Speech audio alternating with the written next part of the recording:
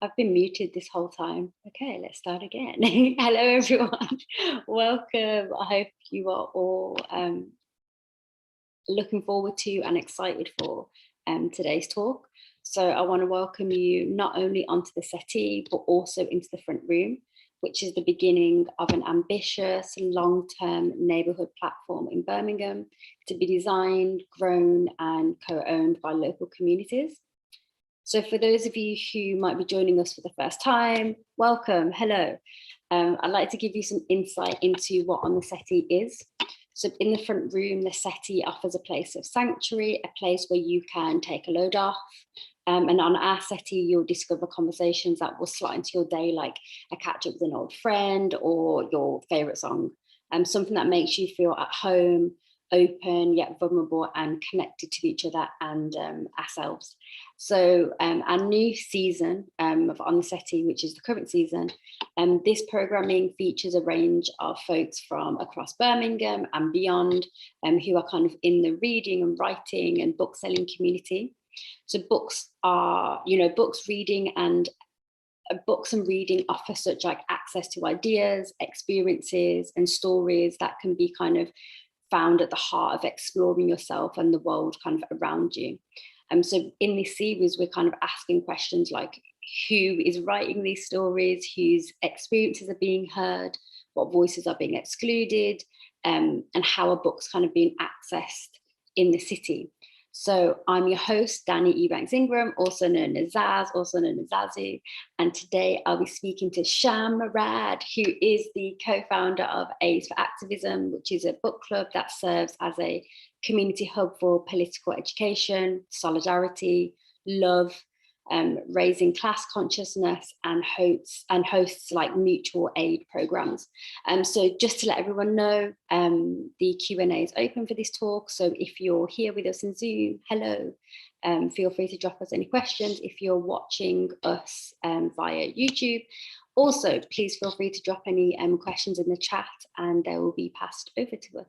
So Sham, come on screen. Hello, how are you?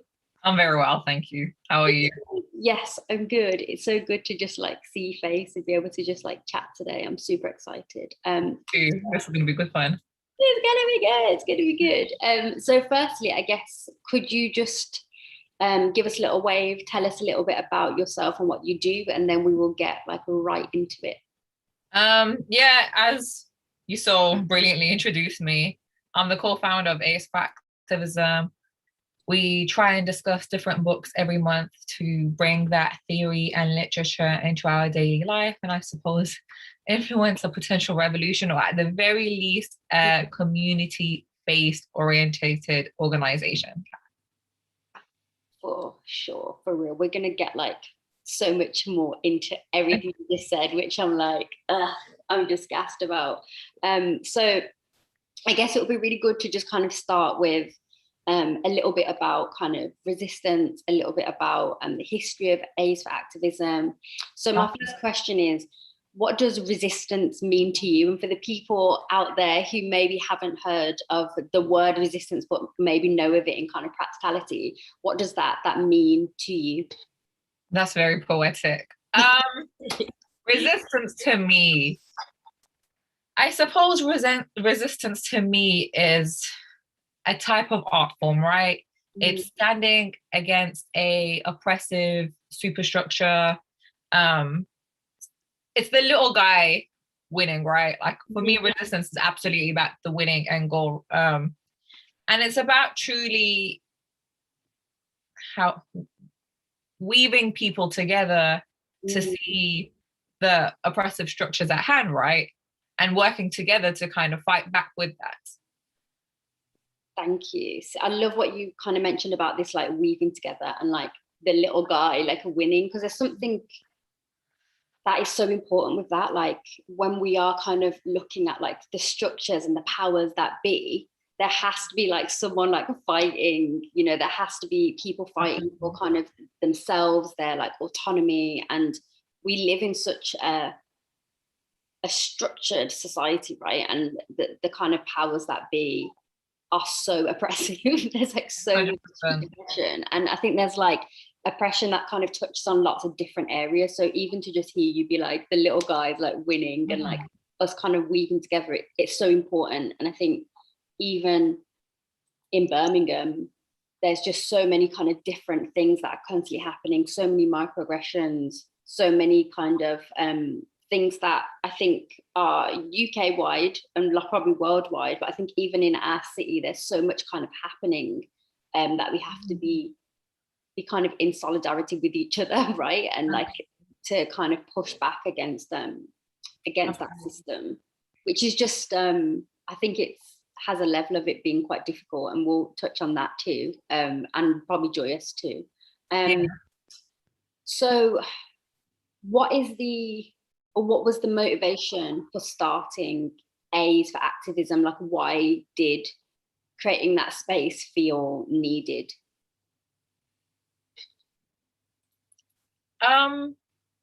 Big question, I know. No, there was many different things. I think in Birmingham we have so many like incredible thinkers and activists, and very rarely a space that puts them together. So previously Civic Square as Impact Hub did that brilliantly. That Civic Square, you guys are doing it brilliantly now.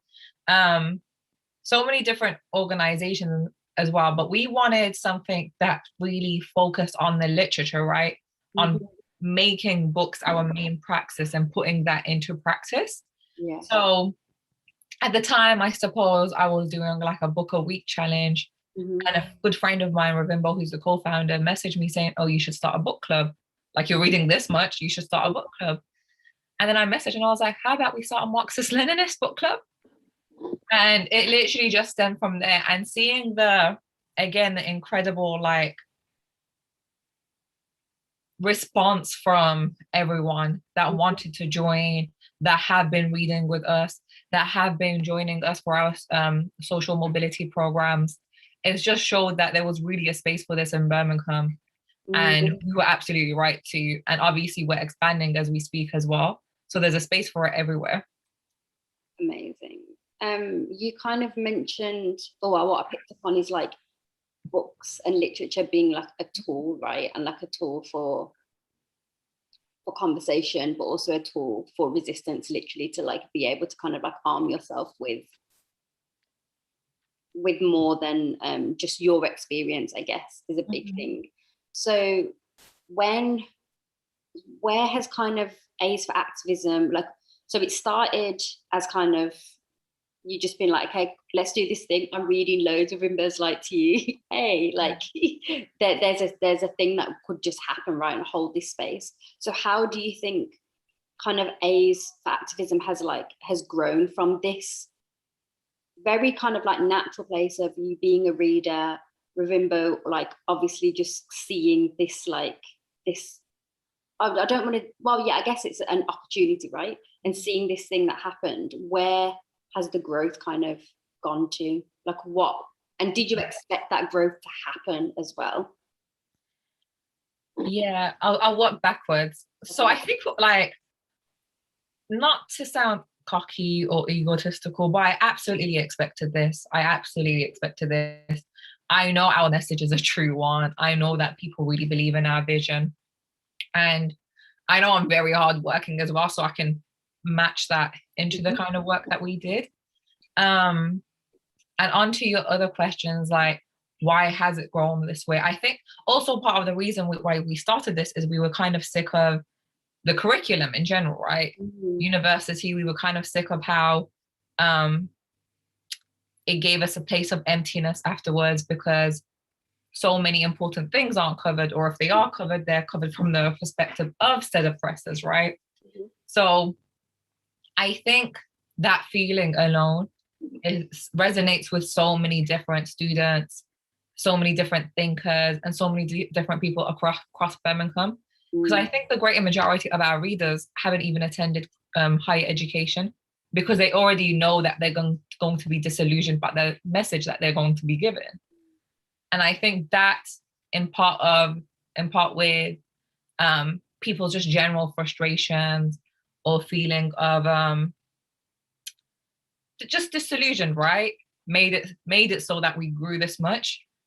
And again, we're very lucky, but I absolutely expected this, not to sound egotistical, but I knew our vision was going to grow.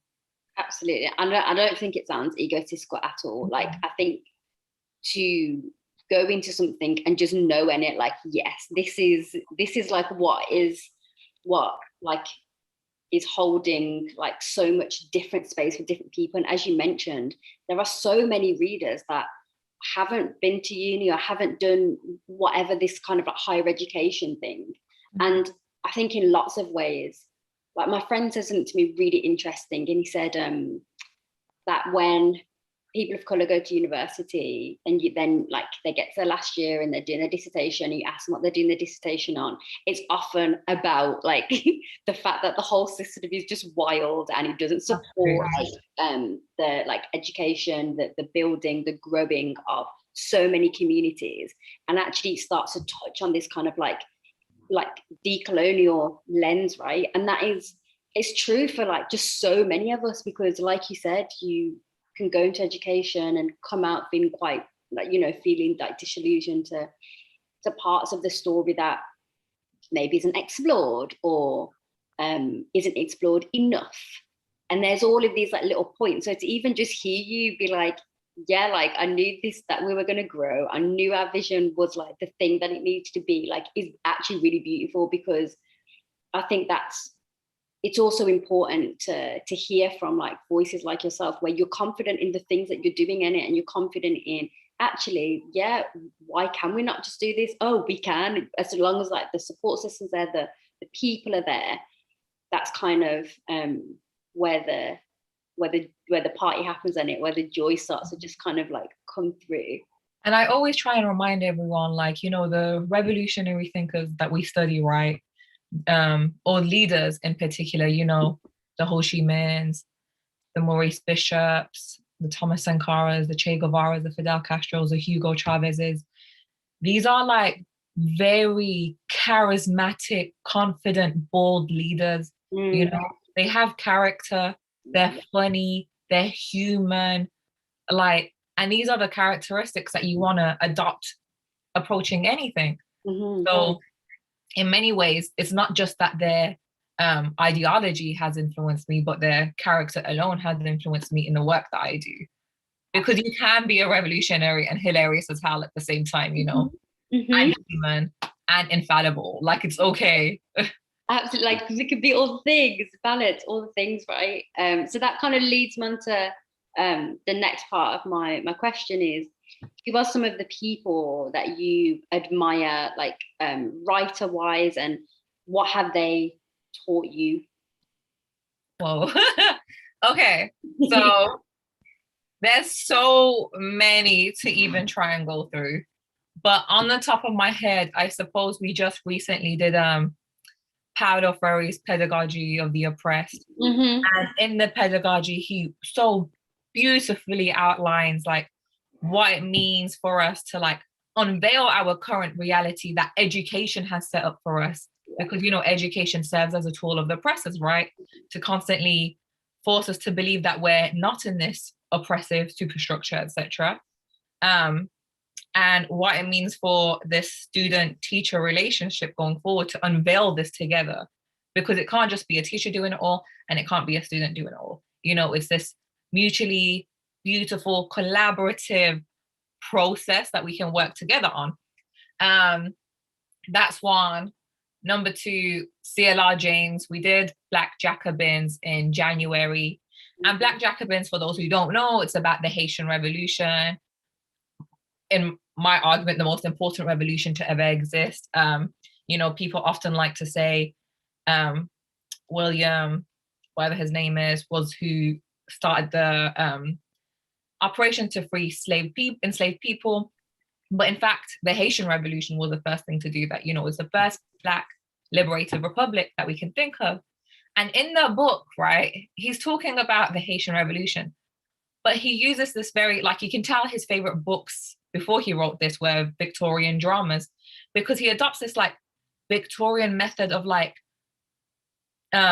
dramatized writing. There's big ebbs and flows in the book. There's character development. There's betrayals, like, and it's everything that happened in the Haitian Revolution, right? It's absolutely perfect and correct to a T.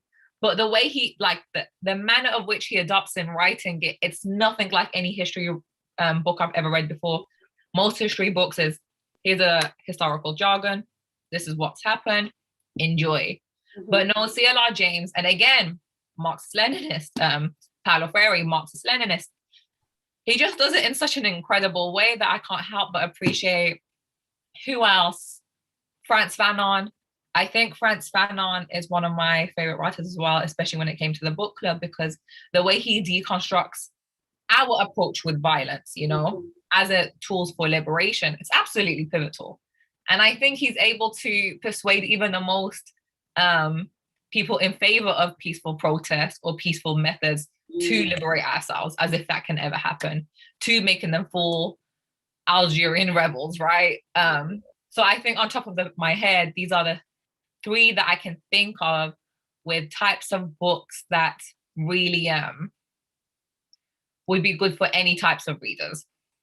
Amazing, thank you so much. Just to hear you speak about those books, Sham, I'm so gassed, because you're so like passionate about it. And no, but it's amazing, because I think to even just hear you speak about them, like I can totally get the sense of you, but what that means in the scale of like community and like sharing knowledge and almost offering kind of like these spaces where we can look at history in a way that isn't as like cut and dry, or isn't as like, a lot of people see reading certain history books as being like boring, right? And like we know this in certain ways, but to just hear you speak about some of these books that are actually really like bringing you through this story, this real story, but making you excited to read it and making you be like, oh my gosh, I'm learning so much, but this is actually like real life. Do you know what I mean? Like there's almost this like storytelling element of it.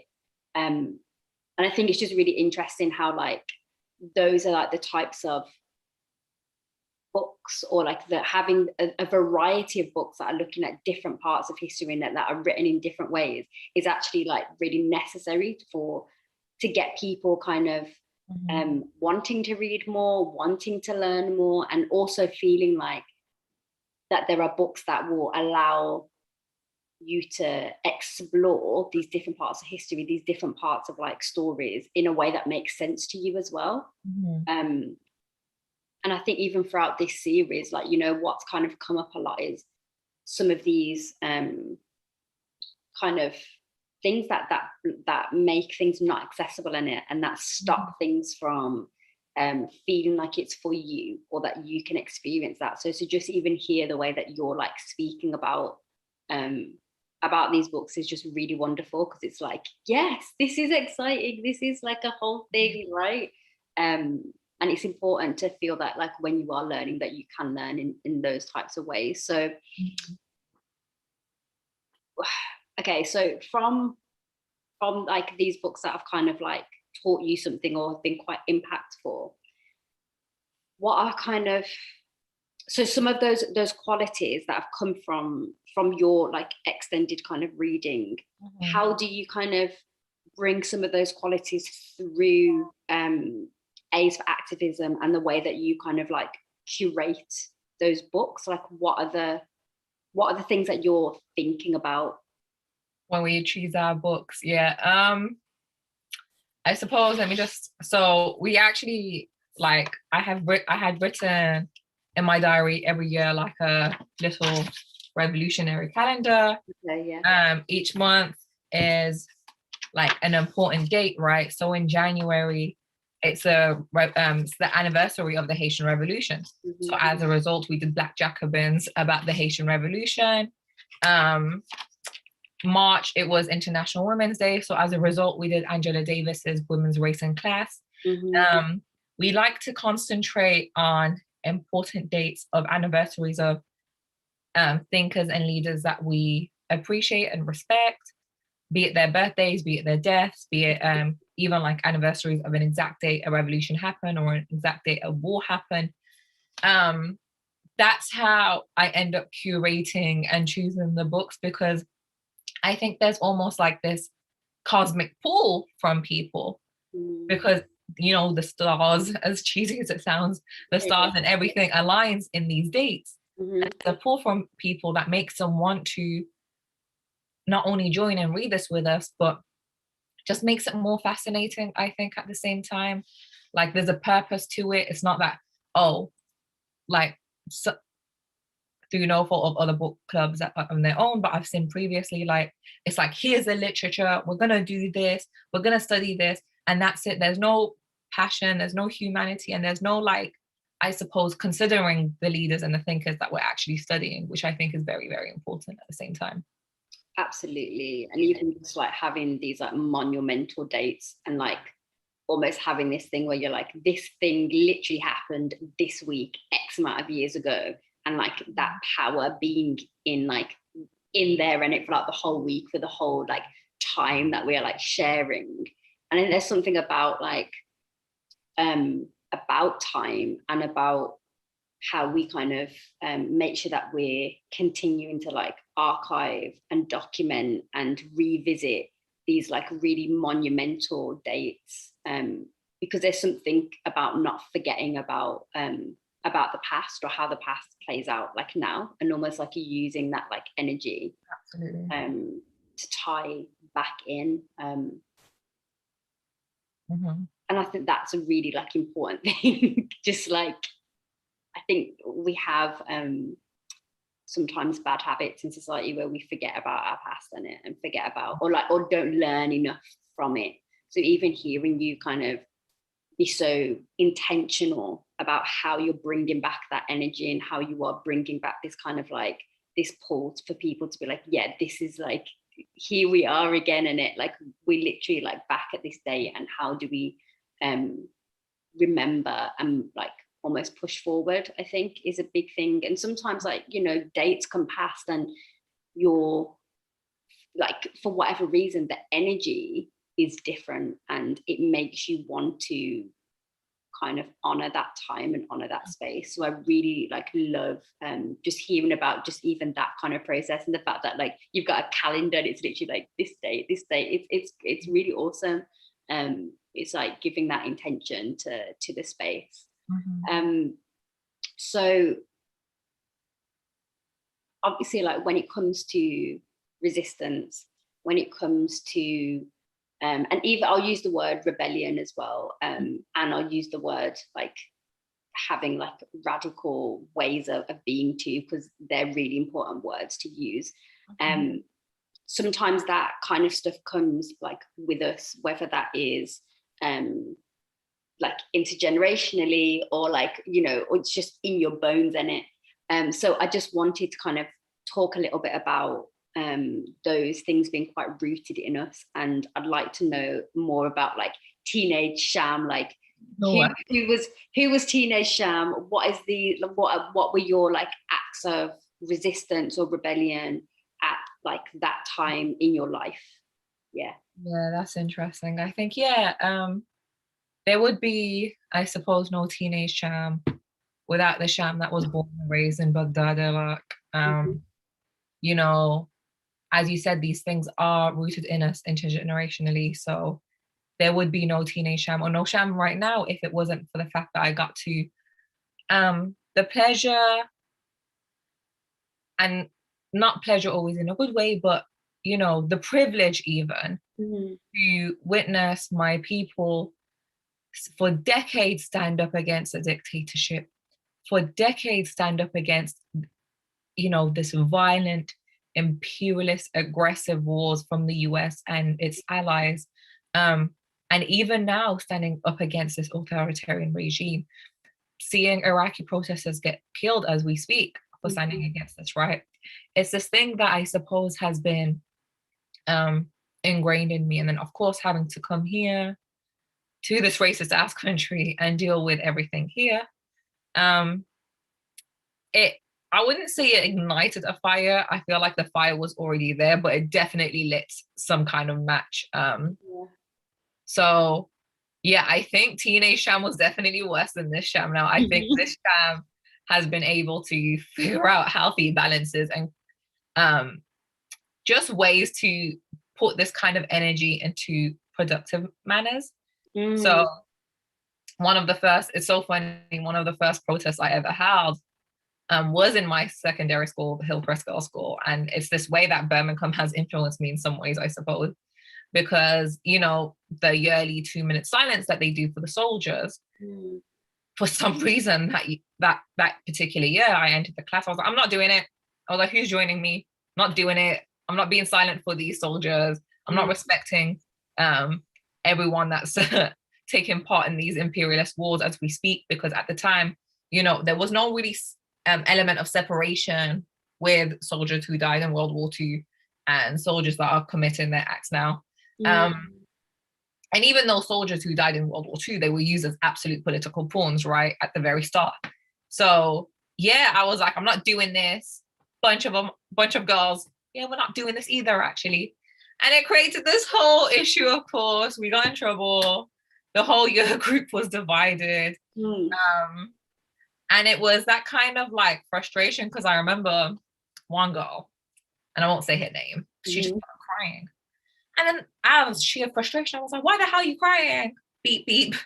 Her name. And then she turned around, she was like, my cousin is in Iraq. And I was like, girl, so am I.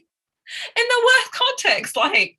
And I remember getting really agitated at the sheer level of ignorance or pushback to what we wanted to do and not wanting to take part of this. And not only was there a pushback, but there was this kind of like self-indulgence of this nationalist traits that many British people have, like, oh, you need to respect the soldiers. I'm like, no, I really do not. But yeah, that was teenage Sham, and it just kept on getting fiery till I figured out a way to utilize that energy really well, I suppose. It's really interesting you've been like speaking about kind of teenage Sham being like worse than like current Sham, because I think there's something about and I can speak, when you said that I felt like I relate, because there's something about when you are younger and like knowing all of this stuff and it almost being like the rug being pulled from underneath you in a lot of ways, and actually that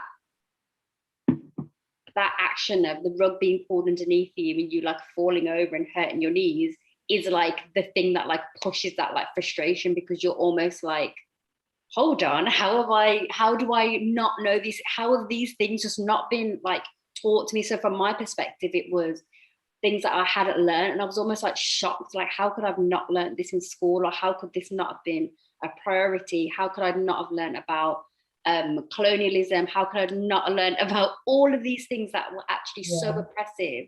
And then not only just for myself, but I felt sad and I felt angry for all the other people that had their histories kind of erased, right? And I can hear that in your story of kind of around the 2-minute silence, and actually the fact that your frustration of realizing that other people weren't even equipped with the knowledge to know that there's like other sides to this story and there's other parts to this thing that like happens, right? And it's something. Sorry to interrupt. There you go. I think in many ways, like ourselves, not to speak for you, but I'm sure like me, you weren't really equipped with the language to kind of deal with that at that age. So like I knew these things were wrong, right?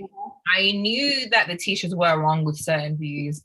And as hard as I tried at that age, they were always able to like win me over on one-ups on like with political jargon that I didn't really understand at the time, because I was 14, 15, 16, 17. And it was this kind of like repetitive thing. And it's why the books became my tool against that. You know, in university, no lecturer tried me. I can guarantee that for a fact.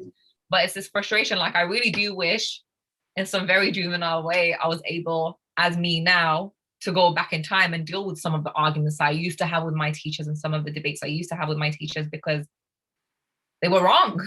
But I just didn't have the language to explain why they were so wrong. Absolutely. It's the vocabulary. And like, because I spoke about this again in this, like in some of the conversations like previously in this series. And I'm speaking about like reading loads of like anti-racism books, not because I need to know about racism, right? Like I literally don't.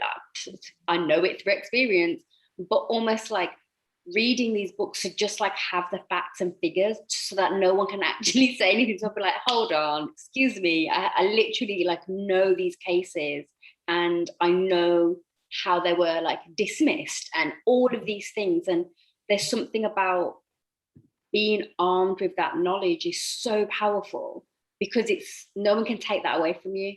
And that's something that I like find, and I don't know if you feel similar, but there's something about like the fact that so much of our like history or like knowledge through like colonization and through lots of other processes, obviously like ethnic cleansing and all of this has been like pulled away from us. That now I'm like, no, I need to like read these books and I need to know these things, because I don't want anyone to be able to take that from me. Absolutely. And there's something really like pivotal about that. And then when that shift happens, I do think that there's like a moment of like really becoming like militant. And not that I think there's anything wrong with that either, but like there's that moment where you're just like, look, no one can ever come and like tell me anything. Like I'm gonna know my stuff, and I'm gonna be able to like to not just use that in terms of like towards other people, but to arm like ourselves almost, to feel like we're taking back and reclaiming our history. And it's just really important, because there's something that's just sad, isn't it? Really, like I feel I've probably gone through lots of stages of what it means to understand resistance, but I think a big portion of that emotion wise is that there has been like a sadness and almost having to grieve for things that have been lost, and actually things that, you know, the fact that museums still just have artifacts from places they shouldn't, and having to like grieve history not even being given back, or artifacts, or really just important parts of the conversation still being held hostage. And there's something about that as well. So this like, you know, this kind of you as like a teenager, or you as like as a younger person, not having that vocabulary, but having that like resistance already like fire in you.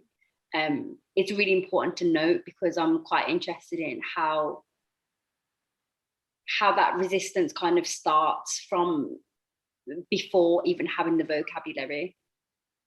I'm really interested in what that looks like, and maybe this is a future on the Settee series, I don't know, but there's something really important about that. So with that and with that knowledge comes a certain type of, or can come a certain type of heaviness, a certain type of grief, as like I mentioned. So what is it that you kind of do to deal with this kind of long term thing that like you're carrying? And I know you mentioned like having different like methods now, right, compared to like younger Sham, but what is it that you kind of do for yourself? Or if that's too much of a difficult question, because sometimes we know the things we need to do but don't like necessarily do them, like, or what would be your advice to someone else? This is gonna sound so bad, but like it's gonna sound a bit problematic, but truly, like, I don't give myself time or space to deal with that. Like there's truly just no time for me in particular, not for others, to engage in some kind of self-indulgence of like, oh, I'm actually really tired about this right now. And you know, as I said before, we kind of concentrate on like that cosmic pool, like whether it's birthdays and whatever. And it's actually Maurice Bishop's birthday today. And one of my favorite quotes from Maurice Bishop is he says that revolutionaries do not have the right to be cowards. We have to stand up for our country because the country is ours and it doesn't belong to anyone else. And as we have so often said, imperialism never rests. So we must continue to be on guard and continue to be vigilant, continue to expand and strengthen our revolutionary people's militia. We must keep our eyes open for new tricks, for new variations of the enemy's plans, and for new devious twists and turns on the propaganda. So the reason why this is one of my favorite quotes of his is because, you know, capitalism makes it really hard for us to fight back, right? As Paulo Freire says in his book, Pedagogy of the Oppressed, you know, education is used as a tool of the oppressor. So we're constantly miseducated. Then we have to do these ridiculous 9 to 5 hours that by the end of the week, like everyone's too tired to think about revolutionary practice. And I think that's completely fair. But for myself, like I just don't give myself any time for that. But the way I guess I kind of center myself again, which is the only way I can really give tips on this, because I think also one of my issues when it comes to stuff like this is that we always talk about like mental health in a individualistic sense, right? Like there's very little we can do for ourselves. You know, there's only so many bath bombs we can use and so many approaches we can have before we have to address like the real crux of this kind of burdenness. Is austerity killing the mental health services? Is youth programs being taken away from us, etc.? And these are things that really help people and their mental health, right? But I suppose for myself, like when I do get my ass a bit kicked by like depression or just like overwhelming exhaustion, I kind of just said to myself, why am I doing this? Who am I doing it for? What's this about? What's the end result? And I think like for myself, I definitely wouldn't recommend that for everyone. Like if people need to deal with this kind of stuff, you must. But for myself, it kind of helps to alleviate the issue straight away. And it might be a back burner nagging at me. But at the end of the day, like me understanding that this vision is so much more important than just the self makes it a bit easier for me to kind of not care about the burdens or just the heavy load of exhaustion that you might feel from it. Okay. I don't know what answer I expected from that question, but that answer has interested me a lot because a few things, I guess. So one of them is I remember speaking to like my best friend and we were talking about Angela Davis, and in like I think it was maybe an article, but basically it might have been her book, and basically she was talking about the fact that in the revolution there's like no time to be like looking after like your like flat in a way, like you're just doing the thing and you're just doing it. And there's something really honest about what you said, because I don't think many people like would admit and be like, look, I just keep going and I just do the thing, and when I get that moment and I center myself and kind of remind myself that it's bigger than you in it, than just one thing. But I really love the honesty of that answer. I really do, because there's like we're all very different in it, and there are people within this like who are doing this work who actually are able to be like, yeah, like I can actually keep going, and then in lots of ways that allows other people who maybe need to take a minute, take a step back, also take that space as well. And I think it's really important that we always remember that there are like still different energies and different personalities and different ways that we work in it. And in the conversations kind of around mental health, and in the conversations kind of around self-care, self-love, there's still something about that maybe isn't acknowledged like enough when we are talking about kind of our individual things and the things that we need individually. It's like, if I go to my nan's house and tell her not to cook, there's no way my nan is going to be like, oh, okay, I won't make anything. She's like, hello, like I'm coming to your house. This is like part of what I do. This is what I love. And it like, I'm going to make you a banging meal. How dare you tell me like not to do that? There's something about that as well, and about acknowledging the places that people take within our like communities and within society, and the importance of that to it, and the difference as well. And I'm just glad that you were really honest and just said, just like, I have to do the thing, and it is what it is. For everyone. I mean, I know some people will try this and then work themselves to exhaustion. Right. Like, I think really importantly, like, there's different roles for everybody in the fight back against racism and capitalism and sexism and all the other isms. There's different roles for everyone to take. And some people can play a bigger role in some aspects and lack in other. And there's people that can make up for where that lacks and then don't have the space to do other things, etc. So yeah, absolutely. Yeah, I definitely agree with that. So I just wanted to kind of tie back into A's for Activism. So even just how like A's for Activism is like just described as kind of like, you know, a hub for political education, solidarity, love, raising class consciousness, and obviously host mutual aid programs. So within that space, I guess there's a way that like it holds space to kind of be vulnerable, to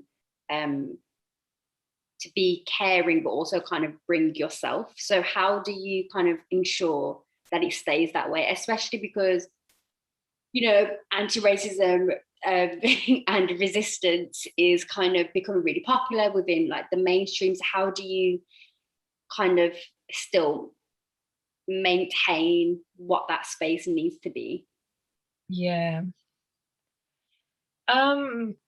I think we do it in many ways. Like, of course, everyone that joins every week in, week out, no matter what program, they're always allowed to be their truest selves. And I think we're very hands off with the pressure. So like, if you want to join and you haven't read the book, or you've only read parts of the book, so you're still absolutely welcome to come join in this collaborative learning experience, right? And I think for us also, like, you know, one of my favorite quotes from Che Guevara is that a true revolutionary is guided by this deep feeling of love, right? So despite, like, you know, for me, I've had issues in the past year seeing that anti-racism resistance is becoming so mainstream, because we're seeing how neoliberals co-opt it, right? It's posting a black square 12 months ago, doing nothing again after that. Yeah. It's companies encouraging Black Pound Day. It's companies putting out certain products that says Black Lives Matter, and then that's it. You know, it's this really self-indulgent neoliberal tool of activism, right? To kind of co-opt our movements into other stuff. So I know one of the most popular books from last year was what's it called? White Fragility, I think. And he basically encourages like anti-racism training, which we call bullshit on, all right? We don't really we don't really believe in that. We believe in like, if you really want to adopt like anti-racism in our society, you do that by paying workers more. Because when you actually rise the minimum wage and actually pay people for their true labor, who's going to be the greatest beneficiaries of that? Who are always the greatest beneficiaries of trade unions? It's Black women. It's those that are most socially disenfranchised. So it's been really interesting for us to like navigate in this time, seeing that pushback from these capitalist corporations. Even recently, my job had an anti-racist training seminar, right? And I kind of just sat there, you know, a couple of my white colleagues were in there, and they were talking about, you know, one guy, can't say his name, but he was like, yeah, I'll be honest, right?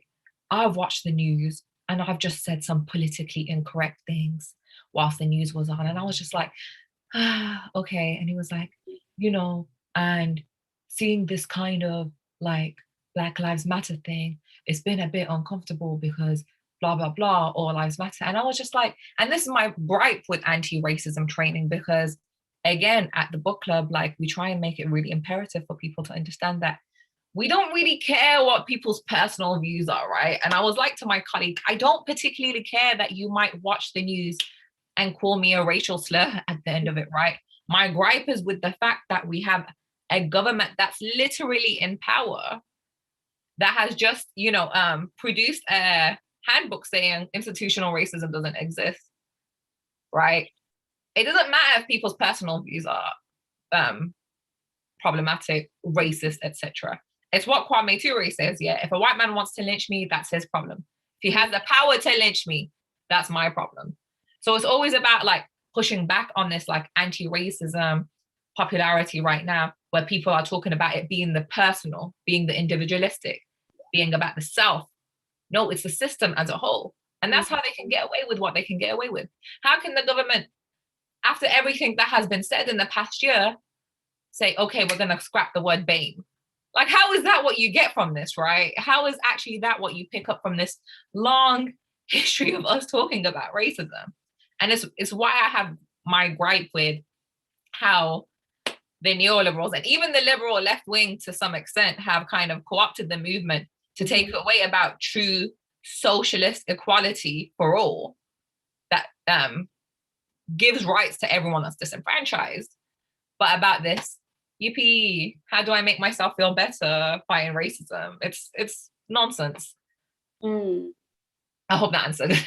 Yeah, no, it really did. It really did, because it's really important that we are like talking about not just the fact that I think there's something around anti-racism, specifically anti-racism books becoming popular that makes people then think that like we're on the right path and we're doing the right thing and all of this stuff.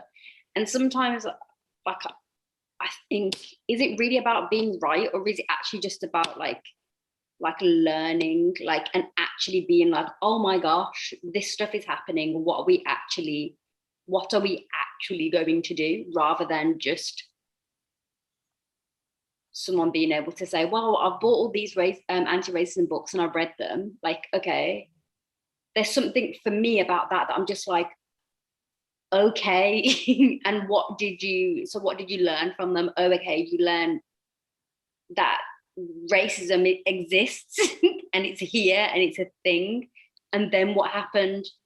There's something about that I think is challenging, because like you said, if you actually were paying, if like our government was actually like paying people more and actually caring about the labor that people are putting in every single day, of course there would actually be change to people's lives. And then all of that kind of drip feeds into actual social change. But there's something about it being easier to say, well, I cared about this thing when it was important. Yes, I cared about Black Lives Matter. Yes, I put like a black square on my Instagram account, which was obviously tragic anyway, because it literally just blocked up the whole hashtag and no one could get any information. It's that, do you know what I mean? It's the blocking up the hashtag, but thinking you're doing the right thing. And it's very intentional tools that are being used against us. Like, it wasn't in my opinion, I don't truly believe that was a coincidence. That we block out the information. Like, it's very easy to co-opt these movements and ruin them when it comes to social media. Very easy. Yeah, of course. And social media is it's a place where so many people get information, right? And it's a place where and it's a tool that so many people use. So we live in a smart society, right? Like, when it comes to, especially when it comes to co-opting, I mean, if countries can literally like colonize places, then co-opting is just a tiny little step in it. Like, it's not hard. Tiny for them. And it's really interesting when we kind of are talking about what social media starts to be, right? Because so many people use social media as a place to start kind of organizing, and actually when you are then blocking information, you're feeding into the system anyway, the oppressive systems. And my problem is also that like people then don't realize that, because I think they're doing the right thing by posting the black square. And that's where like a lot of my frustration comes, because I'm just like, in a day and age where we actually have so much information, we're still doing this thing where we're blocking and we don't realize. I find it so frustrating. And I guess that leads me on to like my next like little bit around organizing. Yeah. I'd love to talk about some organizing. So I guess even just on this topic of social media, and I guess in this day and age of organizing and doing like action-based work, I think there's kind of a few things. So let me just like figure those out. So one of my questions is to do with how do you go about having all of this knowledge around resistance and around activism? How do you go about turning that into organizing? Yeah, that's one arm of the question. And then in the day and age of social media, how do you then go about organizing while staying safe? I think we'll stop at those 2 points for now. Yeah. So, all right, I'll work backwards, I suppose. I think when it comes to one of our tactics, basically, is as much as I personally hate like this era of infographics online, right? It's like a very, I wouldn't say lazy way, but it's a very somewhat lazy way of outsourcing information, right? One of the things that we did when it came to social media is using that against them, right? Making infographics of our own, talking about what is Marxism, talking about, today we released one on Maurice Bishop's birthday, talking about his life. We've done one on Ho Chi Minh, and basically all our favorite revolutionaries, right? We use this like era of infographics and how people outsource information in our own, for our own agenda, I suppose, and for the greater good, rather not even just for our own agenda. And like like how the books came into play with our organizing. I mean, I think we started our book club in February, right? 2019. And then after all the books that we studied, I think it was about October 2019 was the first time we did like an actual like real life social program. And we just raised some money to collect together some care packs for people who are houseless. And I think it was the books that obviously inspired that. We're seeing, a time that people just fall back on the literature alone, but there has to be like a practice to what we're reading. And I think, luckily, because so many people believe in the same visions that we have, people were happy to donate to our programs, to our mutual aid fund. So it made it very easy for us to deliver these kind of things. And speaking on experience, I suppose, from previous organizations that I used to be involved with, I kind of sat there and thought, how can I deliver programs that doesn't get in any ways of already amazing existing organizations here? And how do I make sure that the programs that we're going to deliver collaborates with these said organizations, right? So it's a lot of discussing, a lot of talking. One of the migrant organizations in Birmingham, Brushstrokes, incredible organization. They do great things day in, day out, right? And we kind of just contacted them like, is there anything that you need from us? And they were like, no. And it was towards the start of the new school year. And I was like, oh, would you guys be interested if we curated like a bunch of school packs? And they loved the idea. They absolutely loved the idea. And then when it came closer to Christmas, we was like, oh, we'd love to do some presents, etc. And they loved the idea. And they just told us, again, the specific age range of what they wanted us to provide, because they had already provided other gifts. Again, it's this like mutual working together rather than stepping on the foot of anyone. In Birmingham, we have the incredible Cypher Fireside, right? Great organization that works with people who are houseless here. Again, we thought we learned from our first care packs, right? We asked them what they wanted and they were like, please don't like put together any care packs. These are the things that we're lacking on right now. These are the things that we need. If you're able to provide these specific items, we'd like that. And we made sure we provided 100 of each item. And we do that often, right? We're now delivering haircuts for people, and we do that at Cypher Fireside for people who are houseless. So it's this kind of like a bit of creativity on our parts to make sure that we're delivering programs that people really need and not stepping on anyone's toes. And then that's how obviously the self-defense classes came to play, because there are hundreds of self-defense classes in Birmingham for women, but you have to pay for them all. So what does that mean for women or non-binary people that are poor, or non-binary people that aren't really included in this like women's self-defense class, right? You can't just say it's for women, it has to be inclusive of others, right? So yeah, it's a bit of creativity on my part, I guess. A lot of talking and discussing with different organizations on how we can work together for a better Birmingham and eventually nationwide, and all our other factions across the US. And yeah, I hope that kind of answers it.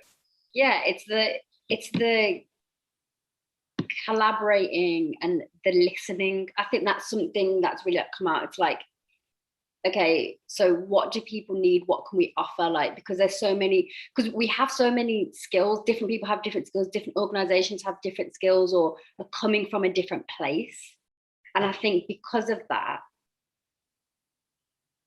there's something really important about going to an organization and saying, oh, okay, like we can actually offer this thing. Would that be helpful? Right? And like, would this be adding to you? And there's something really important about sharing the resource, sharing what we can, and just adding to like these little nuggets of just what you can do. And I think it's really beautiful to even just hear you like doing kind of these like school packs, and then like, you know, offering 100 of these things. And the thing is, lots of people I think may just think this is like normal, but actually no, lots of organizations just do say, oh, we've got this stuff here, take it. And there's no kind of conversation about what's actually necessary. And especially, you know, for people that don't have like a fixed abode, like I think there's something about people assuming what you need. There's something about people assuming if you're I don't know, a migrant, what you need. And it's like, hello, we could just talk, right? We can actually just have a conversation. And I realize how infantilizing that is, right? And it's really dehumanizing. Like, I mean, I remember I saw a tweet a couple of weeks ago where a guy was like, oh, I brought this houseless guy a sandwich, and then he told me he didn't eat meat, and I thought, what the hell? But then it kind of humbled me because I shouldn't have assumed that for him. Which to be fair, that was a better response than previous tweets that I've seen where people have been like, oh, this homeless guy didn't accept my cup of tea. How dare he tell me he prefers coffee? Or it's really infantilizing. It's really dehumanizing and patronizing. It comes from an elitist perspective. Like, you better accept what I'm giving you. You're poor. Yeah. So like, yeah, it's making sure that we didn't engage in any of that in any capacity. And again, like in Birmingham, we're so lucky to have organizations that are trying so hard for these communities, right? Despite like decades of austerity. Yep. These same organizations, the Brushstrokes in particular, has like a solidarity kitchen where they're a food bank as well. And it's like, you know, these organizations shouldn't have existed in the first place. And the fact that these organizations exist, it's kind of reflective of a failed government, right? So absolutely dealing with that and making sure we work together was a very important process for us. Yeah, because it's acknowledging the forces that kind of like work against certain communities, right? And like having to be like, okay, cool, this is what's happening. This is the current impact of that. And here is what we can offer to almost like, I guess, lessen that impact, or at least like give someone a noble like experience, right? And I think there's something really important about this thing that happens, this like elitist thing of like, well, I'm offering you something, you're like, you don't have like a fixed abode, so whatever I'm offering you, it has to be good, it has to, like, it's enough. There's something about that, and those kind of conversations we really need to have more of, because it's almost like, if you, I don't know, you would ask, if you were going to the shop, you would ask your friend or whoever what they wanted. You wouldn't just come back with something and be like, here you go, because there's the possibility that they're going to be like, why have you bought the prawn cocktail? I don't even like this. Like, what made you think, right? And there's something really important about that. And I think even more so within Birmingham at the moment, considering that there is so much change to the city, that so much of like the income that's coming in is from like construction or is from Commonwealth. I literally was having this conversation yesterday that like, there's so much happening that we have to stop making these assumptions, because the oppression is just continuing, right? Like, so we have to stop making like these assumptions if we are truly saying that we are trying to connect and trying to like break down some of these systems or some of that kind of structure. And there's lots of like risks to that in it. There's lots of risks, but I think, and just to note that these thinking in this way is also part of that like resistance piece, because you are actively like trying to not think in the way that has that like we're kind of, we've grown up to think is normal in it, because none of it's normal. Like, yeah. You know, and there's something really kind of important about that. Yeah. So I think this kind of leads me on to like maybe my last question, maybe. This is like more about you, and what's the hard work, like what is it that just like brings you like joy from like books or like the community, like what parts of that is making Sham like what is that? Again, self-confession, I don't really like to read very much. Like, I actually hate reading. Okay. And the motivation for this kind of stuff is actually the community. Like, today we were able to deliver a self-defense class this morning, and like a couple of women came to me afterwards, and they were like, we're so grateful that you're doing this. Like, you're giving me the confidence to walk down a street on my own without having to worry about, oh, shall I take this route or that route, etc. And this kind of stuff, like, not in any capacity that it's self-indulgent, but it just shows me that like what we're doing is working. And I think that is what's really important, and that's the heart's work in it for me right now, because it's not about me feeling better, it's about, oh, we put this into practice, is it getting results? And right now, yes, it is getting results, which is amazing for us. Absolutely. It's always and I really relate to that, because it's not about kind of someone being like, oh, you're amazing, you're great.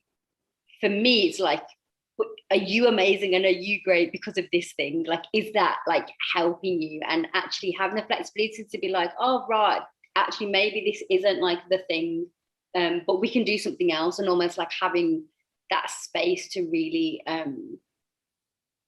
just connect with like what people are saying as well, and like what that is like offering. And that's all the like important stuff in it. Like, and I guess it kind of goes back to this like resource thing, like being able to have resource or create that in order for people to step into themselves, in order for people to feel that they like are safe in their own body, or to feel that they are like, that they have something that is going to keep pushing them through and on and through the like, not to be like dystopian, but like the destruction. There's so much destruction in the world, and how are you like offering people a still a place to be like, no, but you are you in it, and you can hold that, and you can like be this person and walk into like your future, into yourself. Like, it's really beautiful.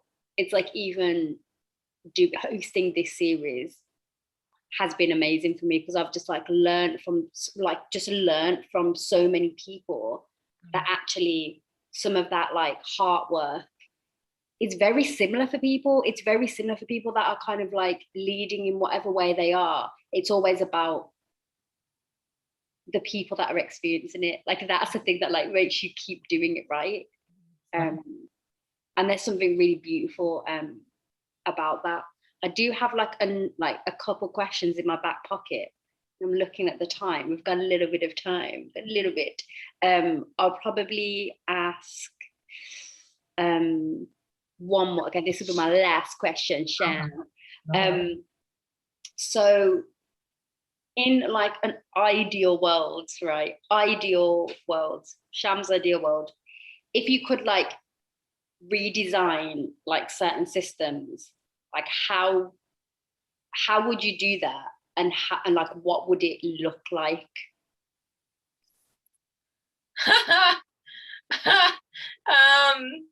Don't, that little laugh about it. So what in an ideal world?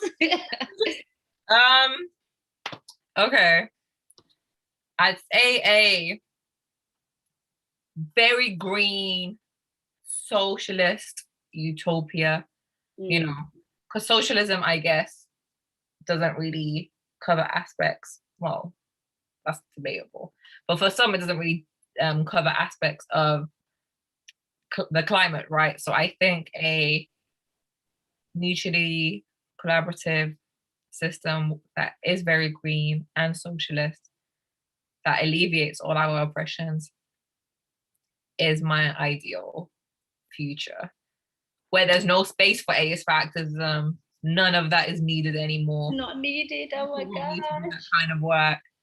It's just everything is right, and right for the people and not for the elite. I suppose that's the best way I can put it. Oh my god, that's great. No, I love that.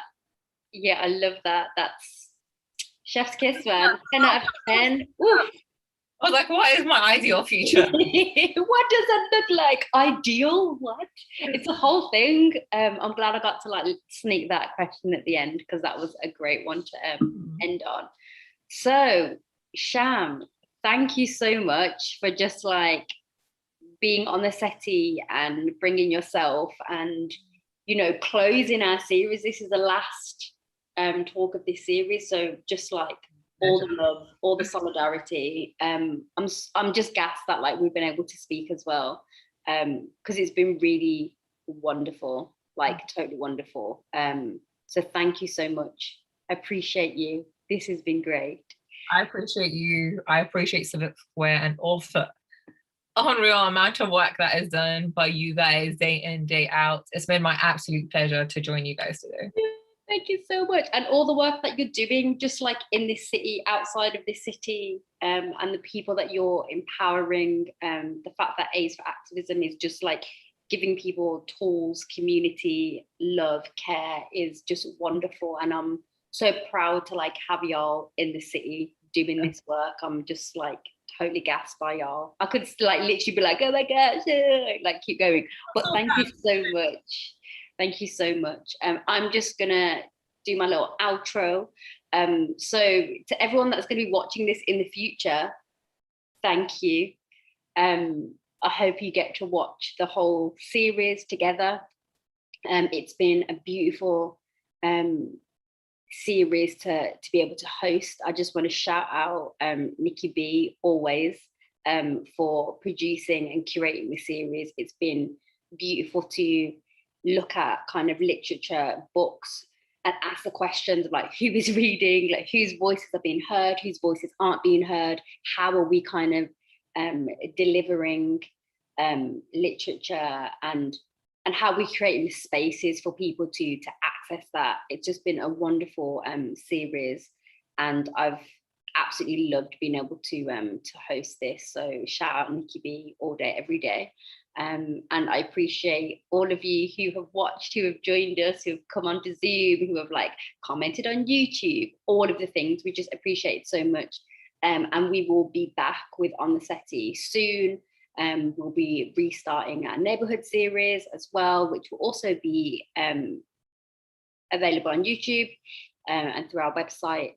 So thank you all so much. And to keep up to kind of date with us, check out the Front Room, which is www.thefrontroom.cc. Our calendar is always full with all the goodness and all the joys. So yes, thank you everyone. Appreciate y'all. And have a great rest of your day whenever you start watching. Thank you so much.